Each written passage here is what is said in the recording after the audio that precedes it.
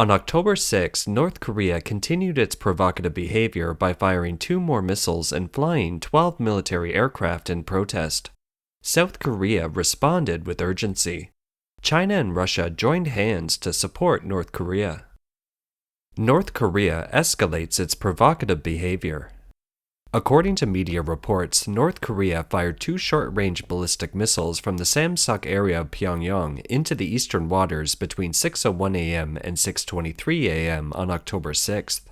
The first missile was likely to fly at an altitude of about 100 kilometers with a range of 350 kilometers, while the second was estimated to be 50 kilometers high with a range of 800 kilometers and was likely to fly in an irregular trajectory. This is the second test launch this week and the 6th in 12 days, after North Korea launched an intermediate-range missile over Japan on October 4th. South Korea and the US conducted joint missile drills on October 4th and 5th in response to North Korea's recent missile tests. The USS Reagan carrier strike group also returned to the open seas in the eastern part of the Korean peninsula. North Korea called the US move a serious threat to the stability of the region. In addition to the missile test at around 2 p.m. on October 6, North Korea also launched 12 military aircraft in a protest formation south of the Special Surveillance Line of the South Korean Army. This is the first time that North Korea has deployed both fighter and bomber aircraft in a protest formation and air-to-ground fire. The Korean Air Force then immediately dispatched more than 30 fighter jets, including F-15Ks, into the air in an overwhelming countermeasure. US and South Korean officials have been warning for months that Pyongyang could conduct another nuclear test after the 20th National Congress of the Chinese Communist Party, or CCP, that's to be held on October 16th. The Japanese Prime Minister told the media that Pyongyang's recent series of missile tests were absolutely unacceptable.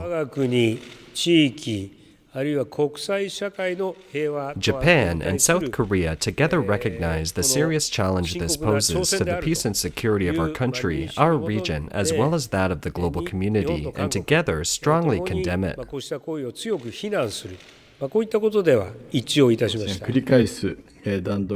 We believe that North Korea's repeated ballistic missile launches are in violation of the relevant UN Security Council resolutions and must not be tolerated, and the significant advancements in North Korea's missile technology cannot be overlooked. Japan and South Korea also urged the UN Security Council to send a clear and unequivocal message to North Korea that it must end its escalating provocative behavior. And all the UN member states, especially those on the Security Council, must fully and faithfully implement the existing Security Council sanctions. China and Russia joined forces in support of North Korea. The 15-nation UN Security Council met to discuss North Korea after its ballistic missile test. China and Russia don't want an open meeting of the Security Council, saying it will not help ease the situation. The American ambassador to the UN accused China and Russia, the 2 Security Council members, of protecting Pyongyang. The DPRK has enjoyed blanket protection from 2 members of this council.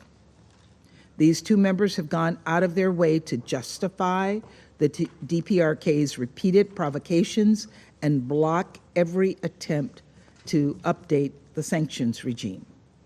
In short, 2 permanent members of the Security Council have enabled Kim Jong-un. China is North Korea's longtime ally and economic donor.